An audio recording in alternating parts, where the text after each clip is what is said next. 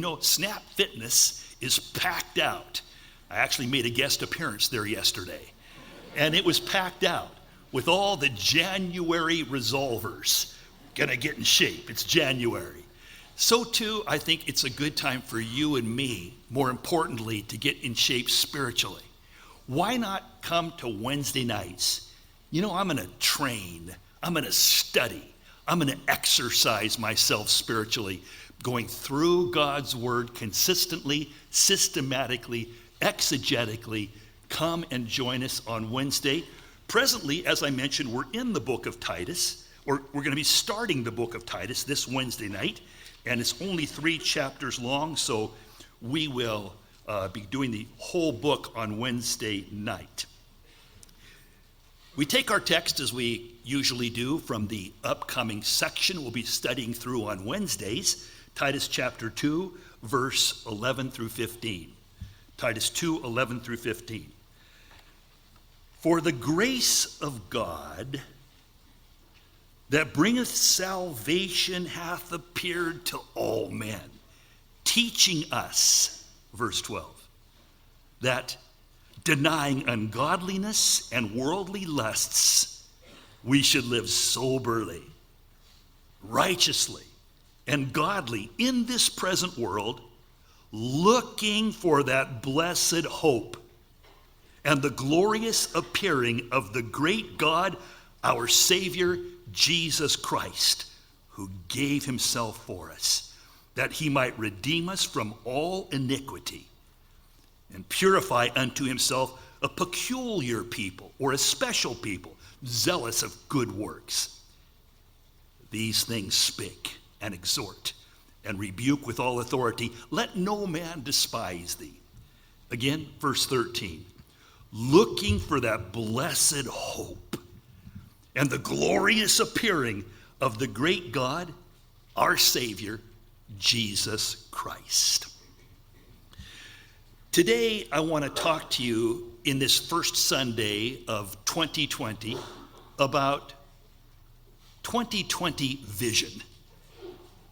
As the year is 2020, my topic of the text today is dealing with just that, 2020 vision.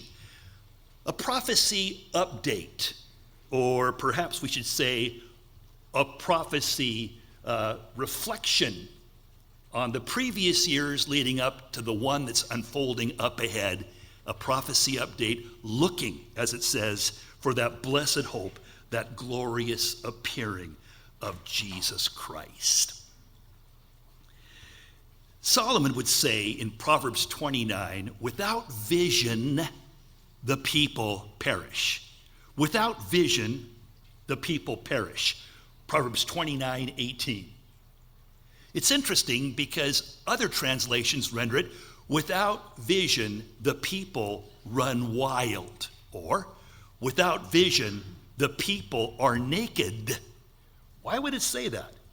Because the word perish, without vision, the people perish, is the Hebrew word para, P-A-W-R-A-H, para, or para.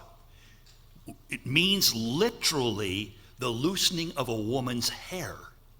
What would that have to do with perishing or running wild or being naked? Well, in Bible days, in Hebrew culture, a woman out in public would always have her hair under a veil, you see. And if her hair fell out, if you would, or if her veil blew off, her hair would blow around, and that would be, perish the thought. That would be embarrassing. That would be a huge gaffe, according to their culture, you see. So she would feel as though she was exposed, naked, what have you, her hair running wild. The idea there is this: without vision, it's going to cause people to run wild, to be exposed, to feel naked, unsure, wandering about, perishing. Vision is a key. It's essential. And as we're in 2020 vision, it's important for you and me to have proper focused vision.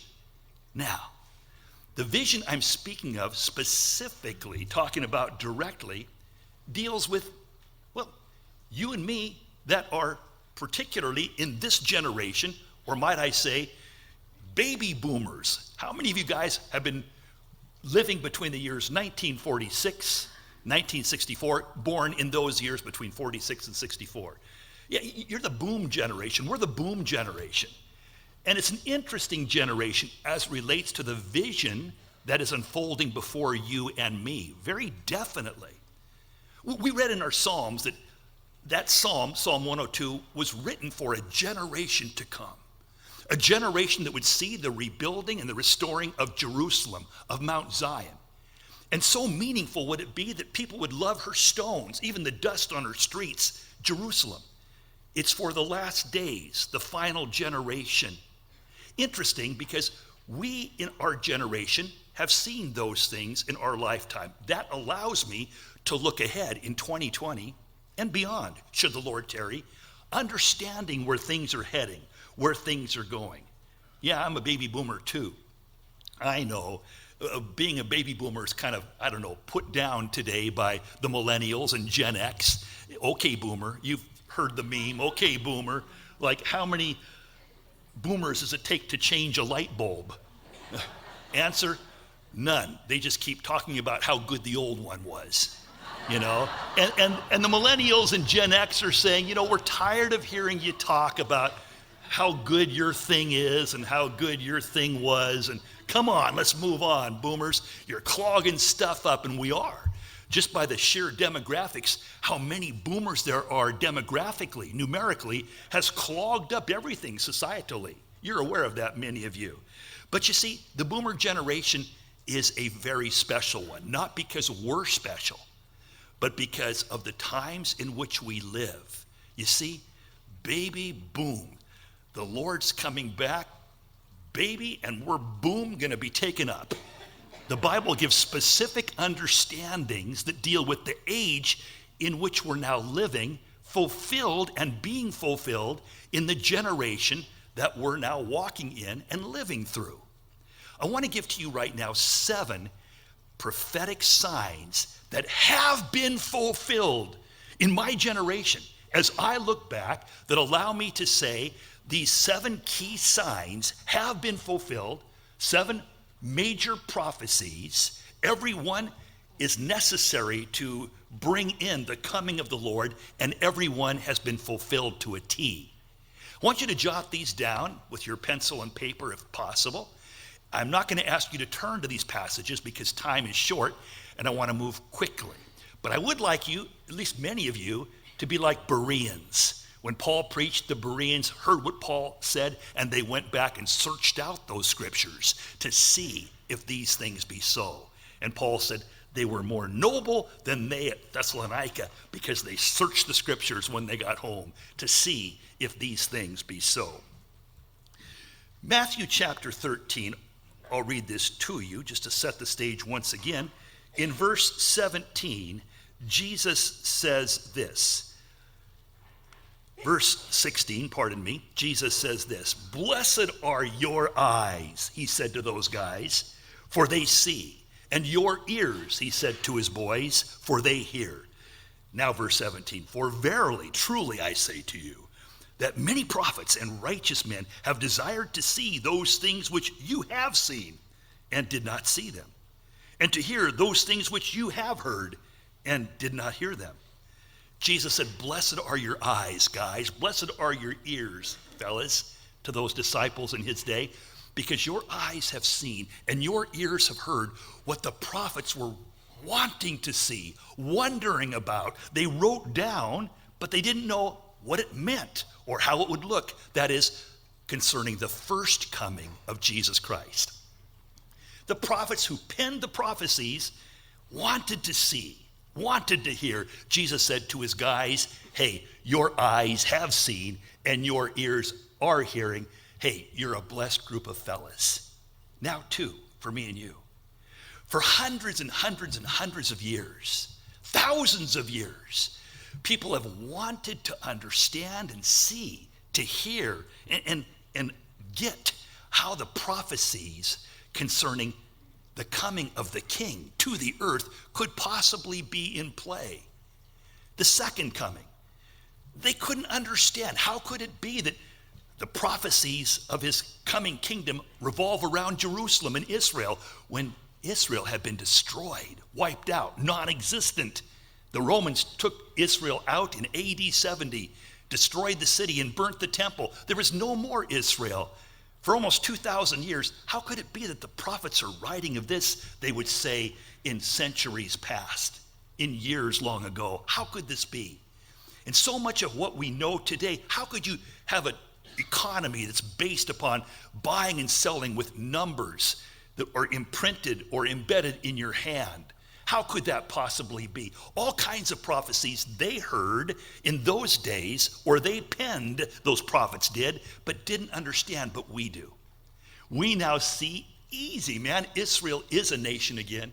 Technology is in play. The buying and selling with microchips embedded in the hand.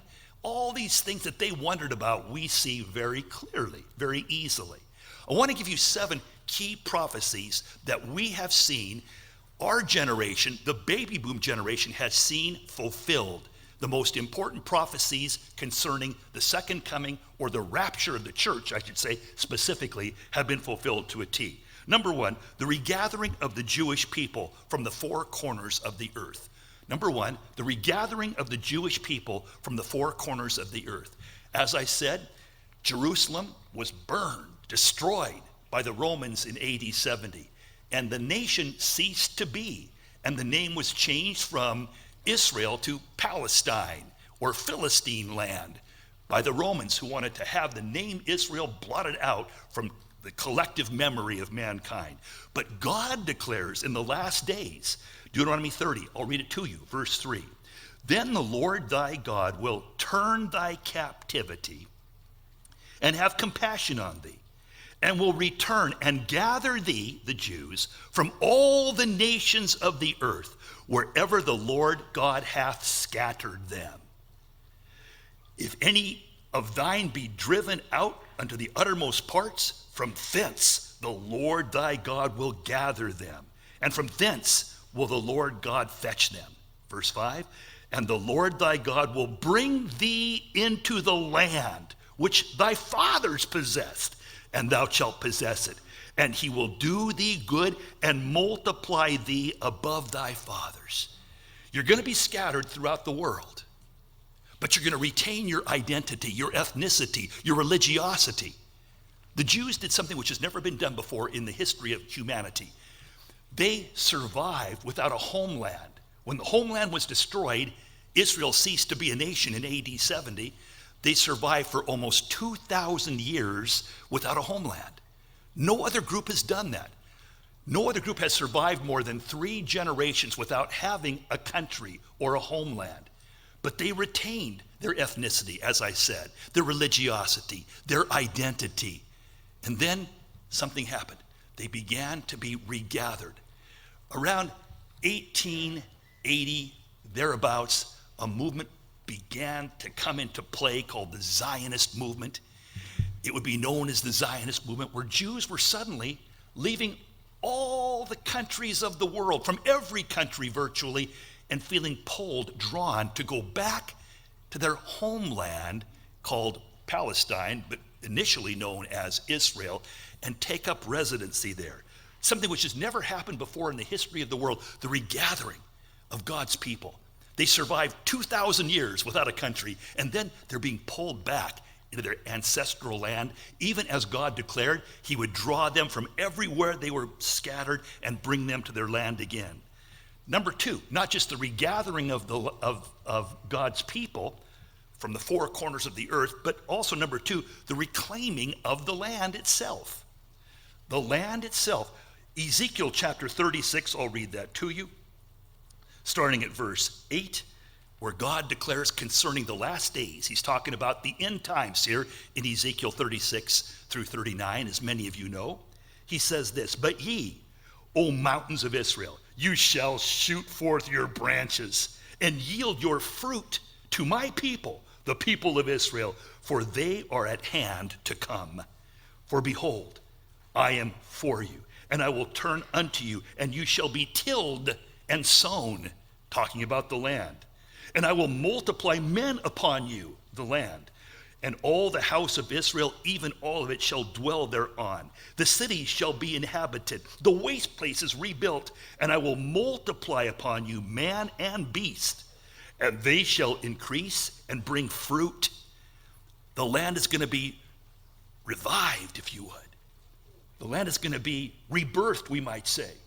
I'm going to bring you back to the land again. Watch this. And I will settle you in your old estates, where you used to be before the country was destroyed, you see, and will do better for you than at your beginning.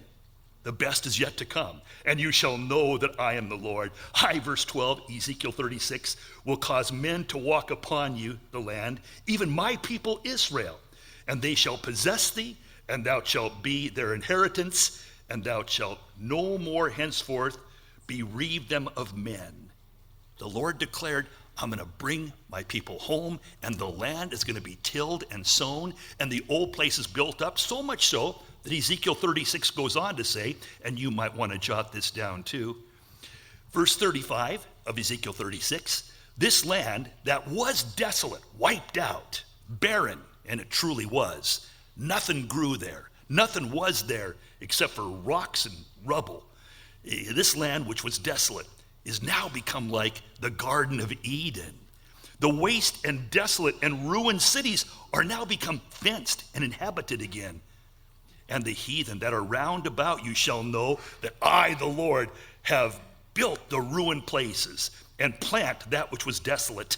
I, the Lord, have spoken, and I will do it. The people are going to come back to the land. It's going to be tilled again. It's going to become so prolific and so prosperous agriculturally that people will say it's like the Garden of Eden. You go to Israel today. You go to the Jezreel Valley, the area of Megiddo, and you look around. It's the lushest, greenest place you'll ever see agriculturally. Israel is the third largest producer of exported fruits and flowers in the world today. The Negev Desert is also blossoming in unprecedented ways. The land is green again. Planting over 600 million trees, the land has come back to life, just like the prophet declared it would be. So the land, you see, is reclaimed, even as God declared it would. Regathering of the people, number one. Reclaiming of the land, number one. People gathered from every corner of the earth. And as they came, they reclaimed the land, number two, and it became prolific and productive again. Number three, revival of the language, the third R. Regathering, reclaiming, and now reviving. Reviving of the language. In Zephaniah chapter 3, I'll read this to you again, verse 9, talking about the last days, the end time. God says, for then, he says, I will turn to my people a pure language, that they may all call upon the name of the Lord to serve him with one consent. When my people are regathered and they reclaim the land, I'm going to return to them the pure language, that with one consent, one voice, one heart, they may all praise me in unity. You see, that happened. In the year 1881, there was a Jewish man, Eliezer ben Yehuda, who made his way from Austria to what was called Palestine in those days, Israel before and Israel in our time. He made his way with his kids. And when they arrived in Jerusalem, he told his kids in 1881, he said, from here on, kids, you're not going to hear any language. You're not going to hear German anymore or even Yiddish any longer. The only thing you're going to hear in this house and the only thing you can communicate to me in is Hebrew, starting now. See, Hebrew was a dead language, like Latin is today. Oh, scholars can read Latin. And in ancient times, Hebrew was read by scholars, Jewish rabbinical scholars, but nobody spoke it. You see, it was a dead language. No other language has come back to life, but Hebrew did, because Eliezer ben Yehuda said to his kids, we're going to start talking every day, all day, nothing but Hebrew, starting right now. And the kids looked rather quizzically at him and wondered about that, but they were forced to. The neighbors next door liked that. They too began to say, well, we're going to talk in Hebrew too. And they began to catch on and join in. And then the whole street did, if you would. Pretty soon, the whole city was speaking Hebrew, and the whole country was committed. So today, every Jew in Israel, no matter from whence they came, Russia, Europe, America, South America, India, wherever they might come from, they all speak with one common language, the pure language of Hebrew. It came back from the dead. It's an amazing story, thanks to Eliezer ben Judah, more importantly, by the will of God, as he prophesied it would be there in the book of Zephaniah, chapter 3, verse 9. Number 4, the reestablishing of the nation. Not just the regathering of the people, number 1, the reclaiming of the land, number 2, the revival of the language, Hebrew, number 3, but the reestablishing of the nation. Listen to what Isaiah chapter 66, talking about the end times, says in verse 8. Who hath heard of such a thing? Who hath seen such a thing? Shall the earth be made forth, shall the earth be made to bring forth in one day? Or shall a nation be born at once in one day? But as soon as Zion travailed, she brought forth her children. Has there ever been a nation that was born in a single day? Who's heard of such a thing? But like a woman travailing, laboring, impregnated for 9 months, carrying that baby, morning sickness and hurt, aching joints and big stomach, and then laboring as labor comes into play. But then on one day, the birthday, the baby comes forth in a day. So too, God says, even as a woman travails, so after travailing, I will birth forth a nation in one day. A nation was born in a single day that had been dead for 2,000 years? Yes. May 14th, 1948. All these things are fulfilled, you see, in our time. All these things are fulfilled in our day. In the baby boom generation from 46 to 64 and going on to this time as well. A nation was born in a day, May 14th, 1948, when Israel became a nation. Why? Because in 1947 of November, towards the end of November, the United Nations voted to agree to an independent Jewish state called Israel. And that set it in play, went through a war of independence, May 1948. They became that nation in a single day, May 14th, 1948. Now, pray tell, why did the United Nations agree to the establishing of an independent Jewish nation? For one reason and one reason only. The world felt guilty about the Holocaust that had just been discovered, so to speak, a few years previously when World War II ended. 6 million Jews, Auschwitz, Treblinka, other places like that, being burned in hearths or burned in ovens. The Jewish people starved in those camps. Their skin clave to their bones. They ate their bread with ashes. Ashes would fall on the bread they ate. Ashes of what? Jews being cremated, burned in those ovens. 6 million in number. You've seen the pictures. You know the story of the Holocaust. You see, after that tribulation and anguish, laboring, a babe was born. The world declared, feeling guilty, not just because of what the Nazis did, but because the world knew what was taking place there and did little about it. We did not bomb when we were asked to by the people, the Jewish people, bomb those camps. We said, we can't spare the planes. You can do your own documentation on that at the Holocaust Museum or wherever you choose to do your research. But the fact of the matter is the world felt so badly. 6 million Jews being burned, starving to death, being beaten, eating their bread with ashes, tears streaming down their face, skin cleaving to their bones. You see, I say all that to say that should bring to mind, perhaps, if you're still tracking it all, the psalm we read, Psalm 102.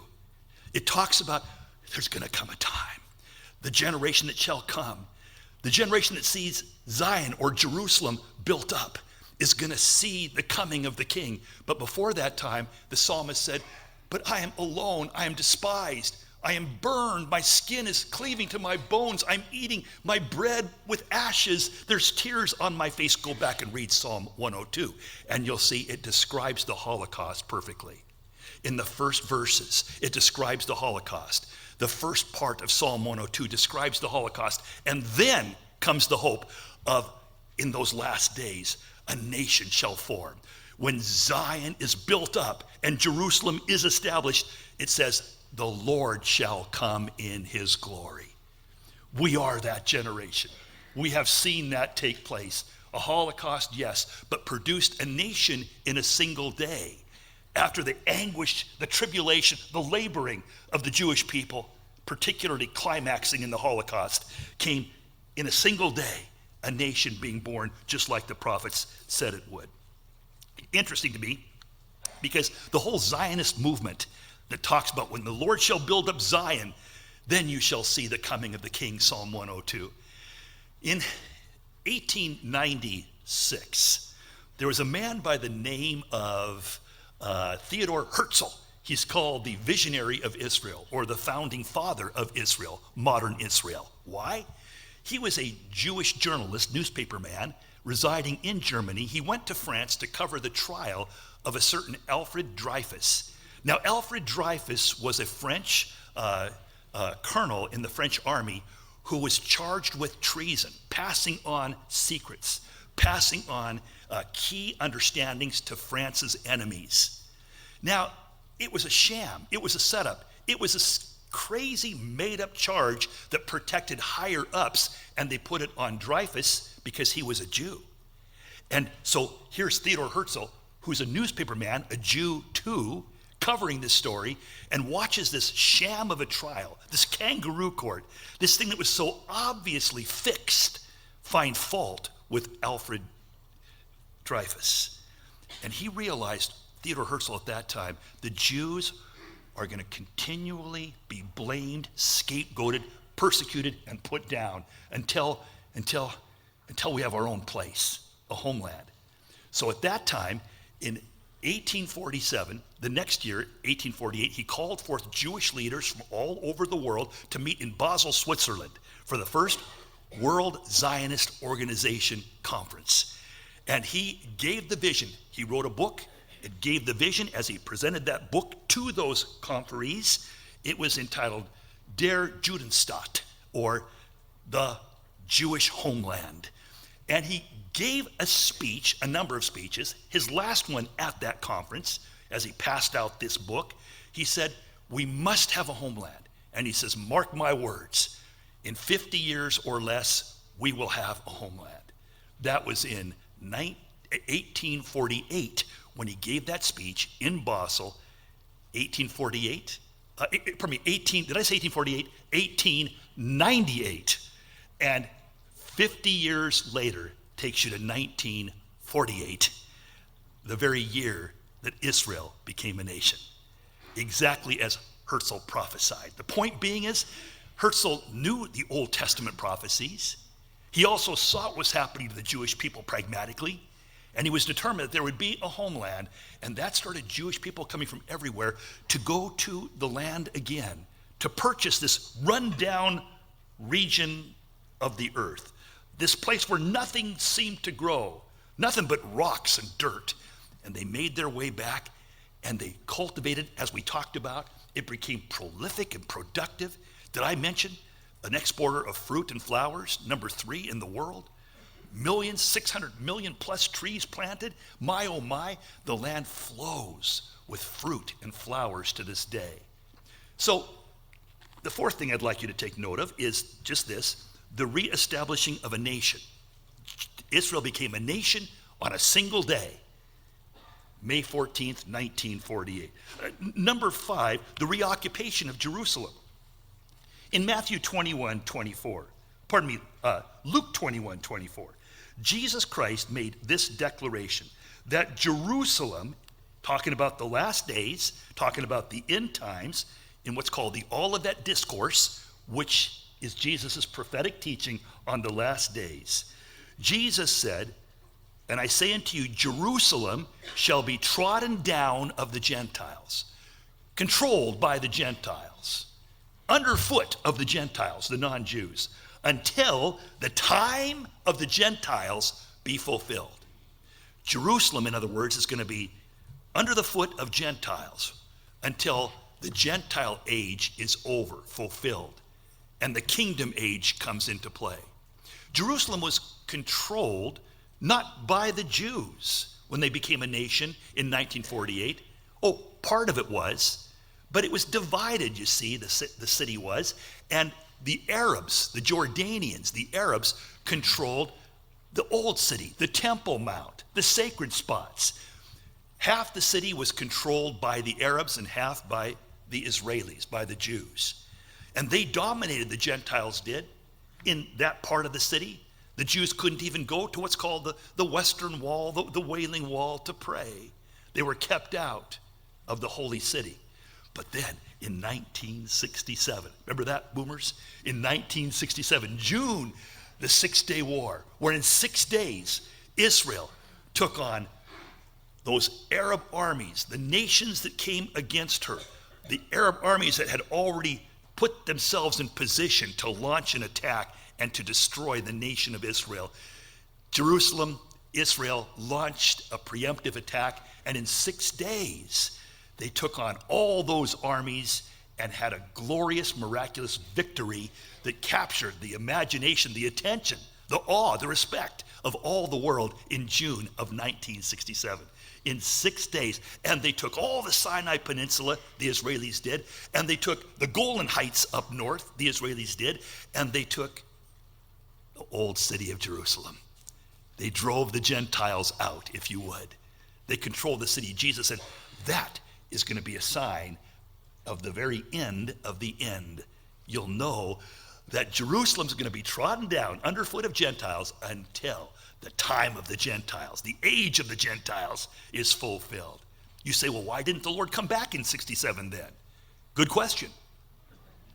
But you see, he's patient.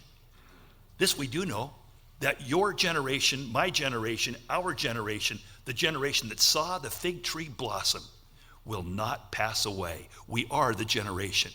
But we're still alive. We're still here. We're not going to pass away. Those that were alive in this generation, the baby boom generation, 46 to 64, if you were born in that time, that generation is not going to pass off the scene. You see, the generation that sees the budding of the fig tree is always a symbol, a type, a picture of Israel in the Bible. It's the national emblem, if you would. And when that nation, when that fig tree buds and blossoms, comes back to life again after appearing to be dead like a tree does in the wintertime. It appears dead, but when it springs back to life, Jesus said, know this, my coming is nigh, even at the door. Well, if he would have come in 67, when Jerusalem was reunified, brought together again, you know what? A lot of you would have been left behind. How many of you were not saved or not born in 1967? Okay, so you should be thankful that the Lord is patient. But he will come before the end of this generation, and we're approaching that rather rapidly. Look at my hair. You'll see. He will come back before that time. He promised to. The reestablishing of the nation. The reoccupation of Jerusalem. Number 5, if you're keeping track or taking notes, I hope you are. Number 6, the resurgence of military power. God predicted, God prophesied, God said, God decreed that indeed that Israel in the last days, at the end of the days, would have a renewal of military might. They're going to become powerful again in ways that bring reminiscence of olden days under King David. Zechariah chapter 12, verse 8, I'll read this to you.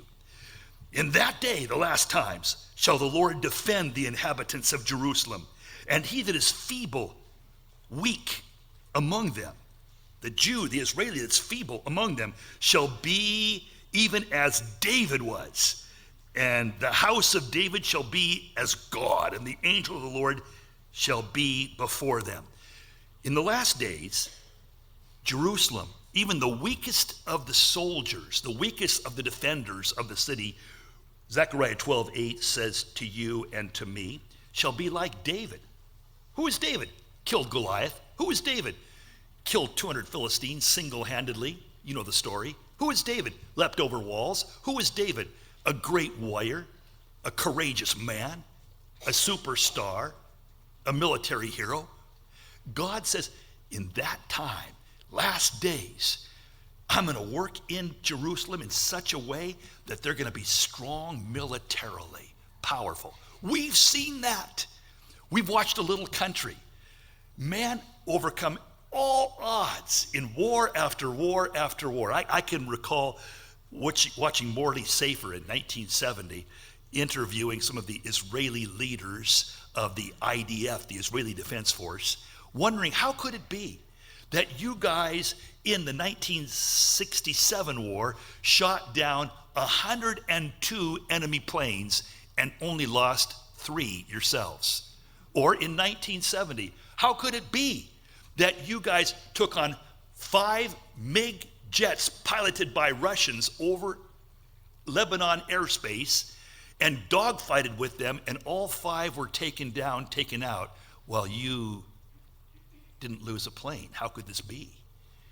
And the guy, I'll never forget this, being interviewed, the Israeli Defense Force leader said, well, you know, we buy our jets at that time from France, the Mirage jets, and also from American, what would be equivalent today to the F-15 jets. We buy your jets, the French jets, major arms seller in the 1970s, American jets, highest technology. But as you know, both France and you, he said to Morty Safer, have had a problem being attacked from behind. Your radar systems are vulnerable at a certain point to an attack from behind in a dogfight. And that's why your success has been sometimes limited. He said, we solved that technological conundrum. Well, how did you do that? Well, it cost us $2.50. We put on rear view mirrors. And Safer cracked up, and it was a funny story. It's true. The Israelis have an ability, the Jewish mind has a gifting to be able to say, we have technology, or we have just street sense, you see, to take care of that which baffles other nations, other armies. Now we see the slingshot defense system. We see the Merkev tanks. We see the most advanced weapon systems, the best army in the world, the highest intelligence, the greatest protective weaponry and offensive weaponry is in the hands of the Israelis. The brilliant Jewish inventors have been gifted by God, and they're now valiant warriors at a time when previously it was thought they couldn't survive in the desert. Those European Jews coming there in the Zionist movement and trying to establish a nation before 48, they're going to be wiped out. They can't do anything. But my, oh my, the whole world now marvels at the technological innovation and the agricultural miracle of the Jewish people. The warriors shall be even as David. God says, it's me. It's me working in you and through you. I'm going to defend the Jew, he declares. Number 7, not just the resurgence of military power, but the refocusing of the world politic on Jerusalem and Israel. The whole world is focused on, is concerned about, is conundrumed by Jerusalem, Israel. What do we do with Jerusalem? Now watch what Zechariah goes on to say here in Zechariah chapter 12 about the last days. He says, behold, verse 2 of Zechariah 12, I will make Jerusalem a cup of trembling unto all the people round about when they shall be in siege against Judah and against Jerusalem. And in that day always refers to the end times, will I make Jerusalem a burdensome stone for all people. All the people that burden themselves with it shall be cut in pieces, though all the people of the earth are gathered against it. Verse 2, Zechariah chapter 12 says, Jerusalem's going to become a cup of trembling, like if you're holding your cup of tea or your glass of whiskey, not your glass of whiskey, but a glass, whatever it might be, it's trembling. You're wondering, how can we solve the problem of Jerusalem? How can we bring peace to the Middle East? The whole world is focused on the Middle East. The key to understanding geopolitics, anybody will tell you, secularly, who knows international politics or the body politic, it all centers on a little 40-acre plot of property called the Temple Mount in the center of a smallish kind of city, Jerusalem, in a tiny dinky country called Israel. The geopolitical tensions of the whole world center from that point, you see. The world is trembling, wondering how to solve the Palestinian-Israeli problem, looking for a solution, or like Adolf Hitler, a final solution. Trying to figure out what to do, they're trembling. But the Word of God says it's going to become a burdensome stone, a heavy stone. It's going to be a problem. It's going to be a weighty matter for all the nations. And it says, all they that burden themselves with it, the word burden themselves with it is literally meddle, all those who meddle with it shall be cut in pieces. Anyone who meddles with Jerusalem, and the language of this particular prophecy, Zechariah 2, is it's going to cause the world to tremble, to be afraid, to realize this piece of property in the Middle East could cause the whole world to be blown up. World War III can come about because of that tiny city in that dinky country, Jerusalem. But those that seek to burden themselves or meddle in it by cutting it in pieces, what? Dividing it. Those that try to divide Jerusalem again, saying, let's cut it up. Palestinians, you get this part. Israelis, you get that part. Or Israelis, you get no part, whatever the case might be, will themselves be chopped to pieces. If you stand against Jerusalem and seek to have it go back to the Gentiles, the non-Jews again, God declares that's what's going to happen in the last days. There's going to come a movement to try and solve the problem that's causing the whole world to tremble. But if you meddle in it to seek to cut it up, you yourselves will be chopped into pieces. Interesting, because the world is trying to figure the problem out. I'm thankful that our nation, our president, made a decision to put our embassy in the undivided eternal capital of Israel, Jerusalem. It took a lot of courage. Now, whatever you think about our president, that's irrelevant. I'm not voicing my opinion on any of that. But this one thing I will say, what every president has promised to do, from the days of Bill Clinton all the way through Barack Obama, we're going to move our embassy, the American embassy, to Jerusalem. No one actually dared to do it. They felt that if it was done, trying to see Jerusalem unified in that way, if it was done to say we recognize Jerusalem as the capital, the undivided capital of that country, you see, all other presidents, senators, leaders would say it's going to cause World War III. But just the opposite happened, in the sense that our president said we're going to move our embassy there anyway, and he did so successfully. For that, I'm thankful. I think there's a special blessing attached to such an action by any Republican, any Democrat, any person, any leader who has the courage to say, this is what God's word declares, or even if they don't acknowledge that, this is what's right, and we're going to do it and pay whatever price there might be. But there's blessing. I will bless those that bless you, God declared to the people of Israel, and I'll curse those that cursed you, you see. So, interesting that the capital has been moved, and Jerusalem, though, Israel, though, remains the focal point of all politics and tensions geopolitically in the world today.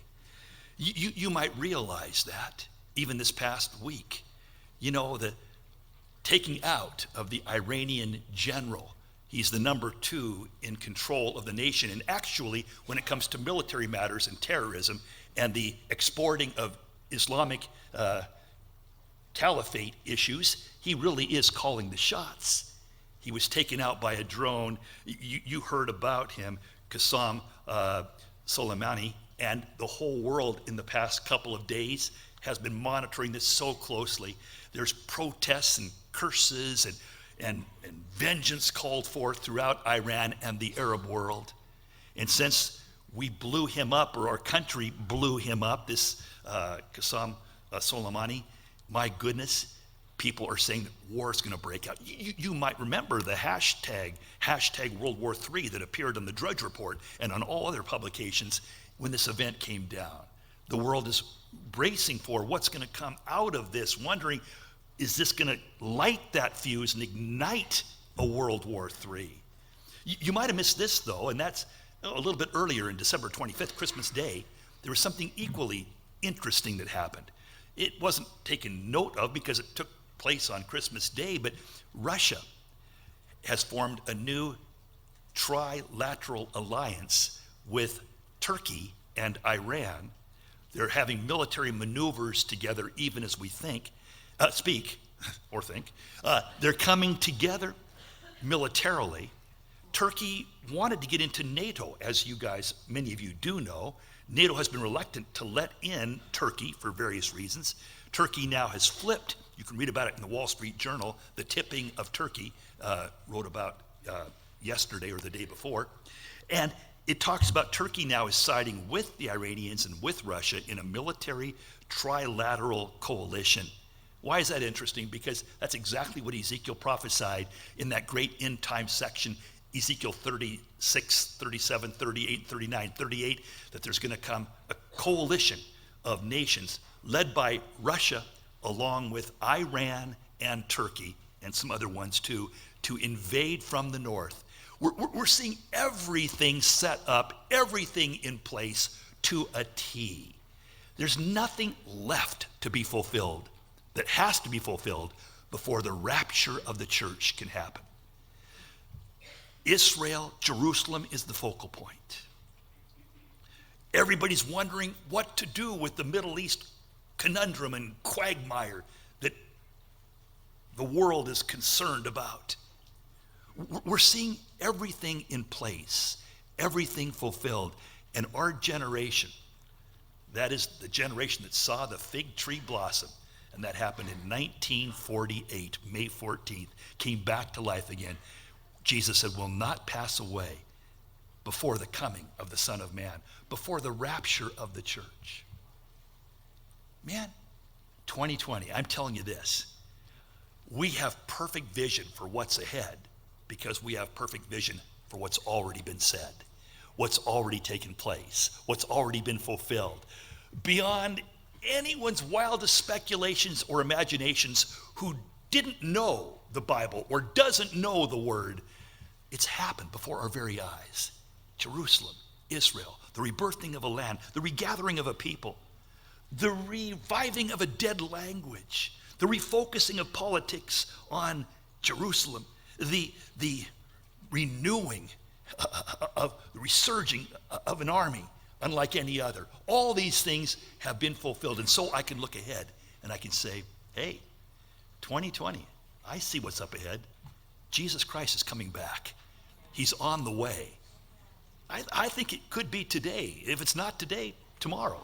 But Jesus Christ is coming back. So what meaneth this to you and me? Our text says, look, looking for that glorious hope, the appearing of Jesus Christ, live soberly and righteously. Put away the living for worldly lusts. Put away the involvement in godless activities, but rather looking for that glorious hope. Paul wrote that. The text that we started with, Titus chapter 2, right before he would be put to death. It was his last letter he wrote, Titus. He would die, having his head chopped off by Caesar Nero. He wrote those words. I say that to say this. They were also the first words that he ever wrote in his first letter, 1 Thessalonians chapter 4. You know that 1 Thessalonians, his first letter, the first letter that Paul penned, was also about the end times and about the rapture. He says, for the Lord himself shall descend with a shout, with the voice of the archangel, with the trump of God. And the dead in Christ, they shall rise first. And then we which are alive at that time and remain shall be caught up. Harpazo is the Greek word. Raptus is the Latin word. Raptured is our English rendering. We'll be caught up. And so we shall be with the Lord forever. Comfort one another with these words. Paul said in the beginning of his writings, man, comfort each other, talk about the rapture, focus on the rapture. May that be ever envisioned before you. And then years and years later, he's an older man about to die. He says, man, we're looking for that blessed hope. Titus chapter 2. We're looking for the coming of the Lord. That's our focus. You might say, but he looked for that, but it didn't happen in his day. Right, and look at how it caused him to live. The fruitfulness, the fervor, the beauty, the focusedness. You see, here's the thing. I'm wrapping this up right now. In the last days, Jesus would also say, people would get distracted and say, where is the promise of his coming? All things continue on. Jesus said, the love of many is going to wax cold in the last days. There's going to come a cooling off, a skepticism, a lack of fervor, a lack of faith, a lack of focusedness, because no longer are people looking for his coming like they ought to be. It's an indication of the last days, the very last days, when people lose interest in the coming of the King, no longer understand God's prophetic plan, no longer live in a way that's denying ungodly lusts and worldliness because, hey, things are going to go on like they are in perpetuity, they say, so let us eat, drink, and be merry. But God would say no. Now, I'm wrapping this up, but listen to me carefully. I am concerned about my soul, your soul, our souls. I am concerned. I'm concerned that perhaps the love of many has waxed cold. I am concerned that we're those that say, well, where is the promise of his coming? Listen to me carefully. The soul, listen to me carefully. The soul, please get this. The soul drowns in shallow water. You know how to have a drowning soul? Your soul just drowns, just gets snuffed out, loses life. Shallow waters. What's shallow waters? Making your Christianity, your faith, revolve around this life. How can I be happy? How can I be successful? How can I have a better marriage? Nothing wrong with having a better marriage, being successful, or finding happiness. But that must not be the focus. Seek ye first the kingdom of God and his righteousness, and all these other things will be added to you. Is your faith becoming increasingly shallow? What does that mean? I'm focused on this life. Even in my Christian walk, I'm focused on this life. If so, your soul, my soul, our souls will drown in those shallow waters. You've got to live with eternity's values in view. You've got to set your heart on things above. You've got to be looking for the blessed hope and comforting one another with these words. You've got to lay for yourself treasures in heaven where moth and rust do not destroy and thieves do not break in and steal. You've got to be fixing your eyes on Christ. Like Paul says, looking for the blessed hope, the promise of his coming. Is that real to you? If it's not, I got a piece of good advice. Go home and watch the news for an hour or two. And you tell me that we're not seeing prophecies being fulfilled before our very eyes. Prophecies that people would wonder about for years and say, how could that ever be? But now, for those that have eyes to see and ears to hear, we must say, the Lord is coming back soon. Could very well be today. Listen, 2020 vision is keeping focused on the coming of the King. 2020 vision is living with eternity's values in view. 2020 vision is watching and praying day by day and do even as John said in his time, Lord, come quickly. We're ready.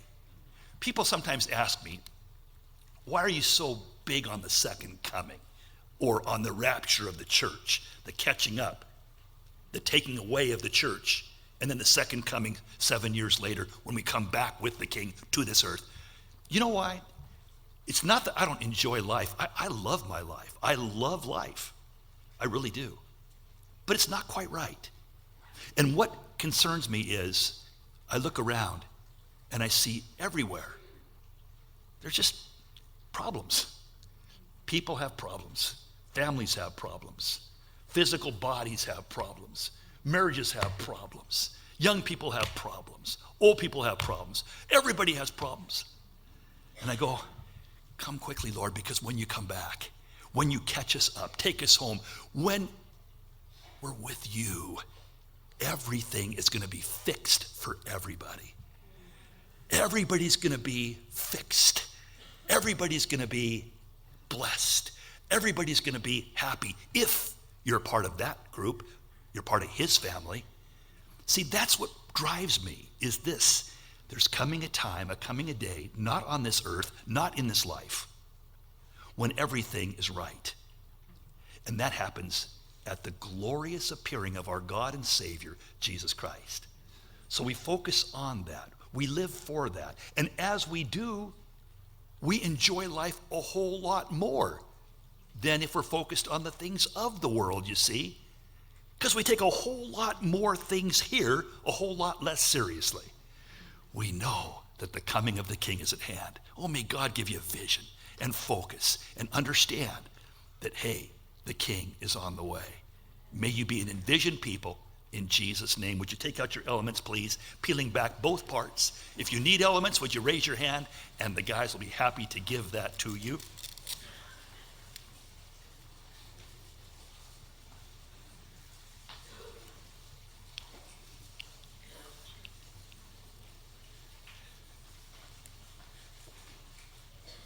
This is my body given to you. This is my blood shed for you. This is my heart to make all things new. I love you. Did you know that when Jesus said, this is my body, this is my blood, there in Matthew 26, he said, and I'm not going to drink this cup again until I drink it with you in the kingdom. We receive him, we remember him, we're revived and refreshed by the forgiveness of sin. But Jesus said, when you eat and drink, remember me. And then he said, Matthew 26, remember this too. I'm waiting for you. I'm ready for you. I can't wait to eat and drink with you in the kingdom. So when you have communion, know this, yes, your sins are forgiven, past. My presence is with you, presently, but also the future. I'm waiting to eat with you, and I'm not going to drink of this cup until I do it with you afresh, anew, in the kingdom. At that table, the marriage feast of the Lamb. So we eat this today, Lord, and say thank you for coming into our hearts. And thank you for the shedding of your blood that we might be forgiven of sin. We also recognize that you're waiting for us, that day is not far away when we'll eat and drink with you and you with us in that glorious, beautiful marriage feast that's awaiting for us. Now, Lord, we believe, we receive as we take of your body yet again. Come in, fill us, revive us, restore us. In the name of Jesus, shall we eat of his body, his life together.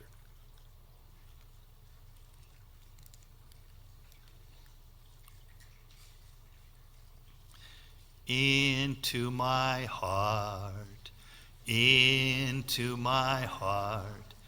come into my heart, Lord Jesus, come in today. Come in to stay. Come into my heart, Lord Jesus. And as you are eating or have eaten of that sanctified sacred bread, know this: he will come in to anyone and everyone who opens up their heart for him, as we have just done. What about my sin, Pastor John? The blood of Jesus Christ cleanses me. If we confess our sin, just confess it. He is faithful and just to forgive us our sin and cleanse us from all unrighteousness. Lord, I thank you for the forgiveness of sin. We have confessed. We are confessing. We do confess. We've missed the mark. But Lord, your blood is powerful and potent. And we thank you for washing us again and cleansing us from those sins. In Jesus' name, would you drink of the cup together?